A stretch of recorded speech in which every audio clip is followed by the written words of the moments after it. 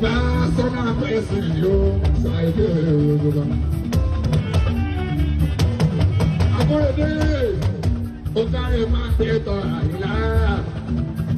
Baba Sulia Soho, Baba Akewo, Baba Kodre, long life and prosperity. Ìtàdùn ìṣẹ́jú kan náà ni Akóredé mi ṣàìdè.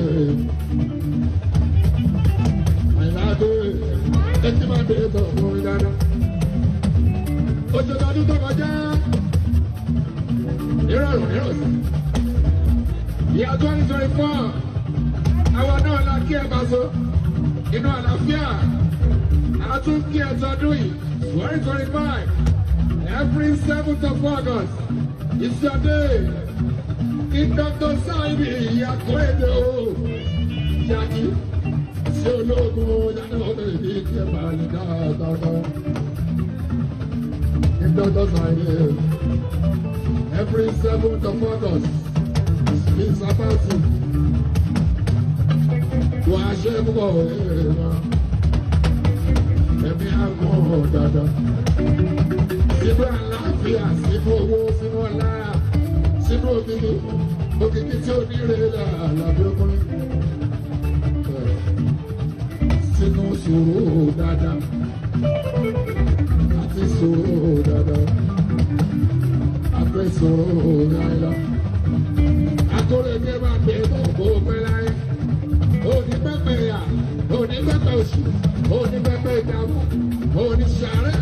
Oníṣàìsàn Akóredé sáyé ní ìlà ọmọ látò mú ọ̀dọ́ gúnjọ́ sí ọmọ kan láàrin sáyé oṣù aláìlú amáńdébọ̀ lọ́sẹ̀ bọ́lọ́jọ́ mìíràn alóko ní dúpẹ́ àdáwọ̀ rẹ̀ alóko ní dákẹ́ bọ́lọ́jọ́ mìíràn Akóredé bọ́lọ́jọ́ mìíràn àyìnlá amáńdébọ̀ bọ́lọ́jọ́ mìíràn.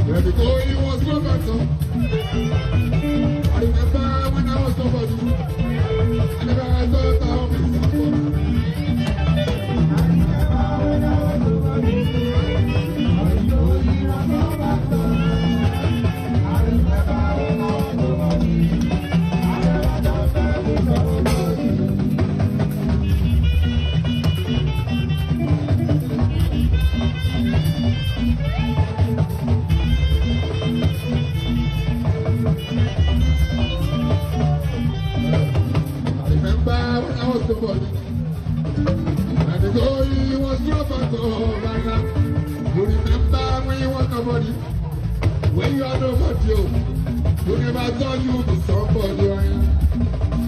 I never when I was nobody. I could have done my